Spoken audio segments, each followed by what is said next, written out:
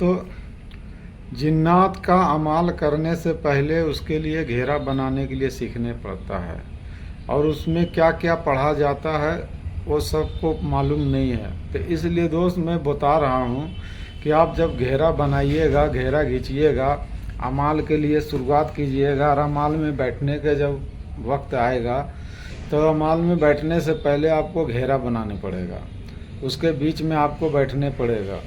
तो उसका तरीका भी आपको मालूम होना चाहिए। सबसे बड़ी बात तो यह है कि जब तक आपका घेरा सही नहीं बनेगा, पहले ही दिन आप उसमें फेल हो जाइएगा, इसलिए कि वो घेरा आपको सपोर्ट करेगा, आपका हेल्प करेगा, आपको हिफाजत करेगा। घेरा का मतलब यही होता है कि जो जिसके लिए आप पढ़ाई करिएगा तो वो अलग अलग शक्ल में आने लगेगा, आपको डराने के लिए, धमकाने के लिए, भगाने के लिए। तो जब आप अपने आप को हिफाजत में नहीं रखिएगा और डर जाइएगा उससे, तो आपका नुकसान हो सकता है, जान भी जा सकता है इसमें। ये अमाल ही ऐसा होता है।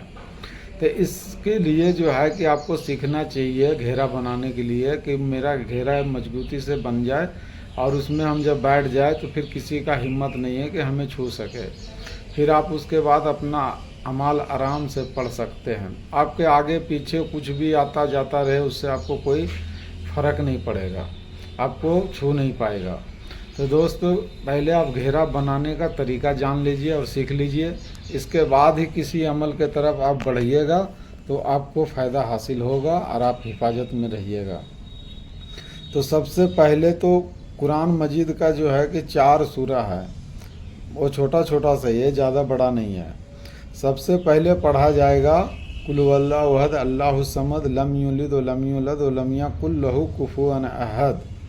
इसके बाद कुलिया अय्युहल काफिरूना पूरी पढ़ना है। उसके बाद कुल औज़ु रब्बिल फलक पूरी पढ़ना है। उसके बाद कुल औज़ु रब्बिन नास पूरा पढ़ना है। इसके बाद लास्ट में आयतुल कुर्सी पढ़ना है आपको। इसका जो है कि तादाद कम से कम आप 7 मरतबा, इससे कम नहीं पढ़ना है। चाहे आप अंगली पे पढ़कर दम करके, और उसके बाद जो है कि आप चारों तरफ से अपना बाहर बाहर घेरा बना के आप उसमें बैठ जाइए। ये 4 तो कुरान मजीद का जो है कि चारों कुल है, और एक आयतुल कुर्सी, ये 5। अगर जो आपका ज़ुबानी याद रहेगा तो ज़्यादा बेहतर है, आसान होगा घेरा बनाने में, घेरा खींचने में। और नहीं तो फिर तो कुरान शरीफ का जो है कि चाहे आप अपने पास लेकर बैठिए, या तो और कोई सा छोटा में जो है कि बहुत से में आता है ये चारों सूरा, उसके में से आप किताब एक ले लीजिए, उससे याद कर लीजिए, या तो उसको लेकर बैठिए। तो ये 5 जो है कि घेरे के लिए ज़रूरी है, इसके बगैर आपका अमाल आगे बढ़ेगा ही नहीं। अगर जो घेरा इस 5 आयत जो सूरा हम बताए हैं, आयतुल कुर्सी या 4 सूरे, इसको पढ़कर आप चारों पट्टी से अपने बाहर बाहर घेरा खींच के और बीच में आप बैठिए। मतलब एक तरफ से घेरा खींचिए, दूसरे तरफ से लाके उसमें मिला देना है बिल्कुल। उसके बाद बीच में बैठ के, और उसके बाद जो है कि जब जिन्नात का जो अमाल होता है तो उसमें क्या पढ़ा जाएगा, सबसे पहली बात यह है। बताने का तो आलिम जो है कि अनगिनत तरीका बता रहा है कि ऐसे पढ़ लो, ऐसे पढ़ लो, इतना पढ़ लो, या पढ़ लो, वह पढ़ लो, लेकिन कामयाबी नहीं मिलता है। भले लाख बताने वाला तो बस अपना बताकर निकल जाता है भाई, कि उसे वीडियो बनाना है और अपना फॉलोवर बढ़ाना है। लेकिन चीज़ ऐसा बता दो कि जो बंदा एक बार ही अमाल करे और उसमें उसको कामयाबी हासिल हो जाए। तो ऐसा चीज़ बता दो कि उसे दोबारा फिर परेशानी ना उठानी पड़े। तो सबसे पहली तो है कि जीन के मामले में जब जीन को हाजिरी देना होता है, हाजिर करना होता है और उसको अपने कब्जे में लेना होता है, तो सबसे पहली है कि सूरह जीन का ही पढ़ना का ज़रूरी है। उसी से ही आपको जीन काबू में आएगा। और उसका जो तादाद होता है, ये सबसे अहम बात है कि हमें 40 दिन तक के पढ़ना है।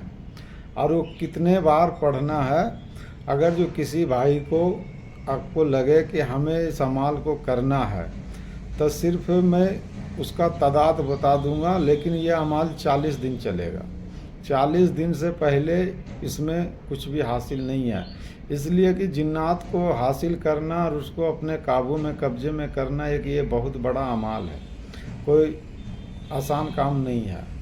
और सबसे पहले कि इसमें थोड़ा सा परहेजगारी भी है, उस पर भी ध्यान रखना है। और परहेजगारी ये है आपको कि उसमें परहेजगारी हैवानियत, जलालियत, ये सब का जो है कि ध्यान रखने पड़ता है।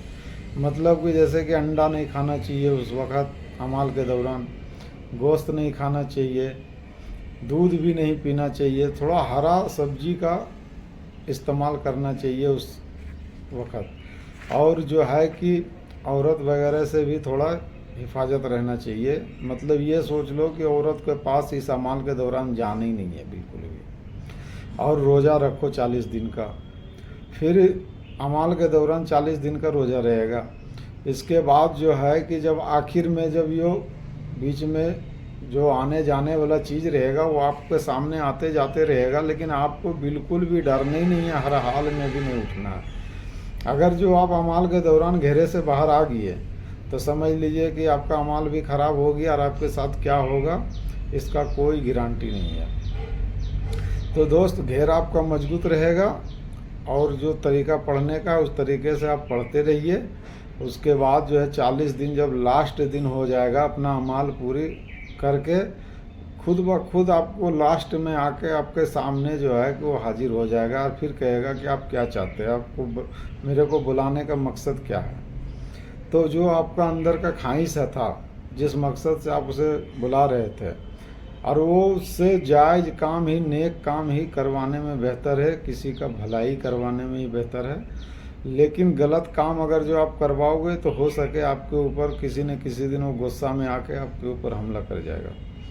तो इसलिए उससे मर्जी से जो उसे भी अच्छा लगे कि ये काम उसके लिए बढ़िया है, वही काम आप उसको दीजिए और वही काम उससे करवाइए तो बेहतर रहेगा।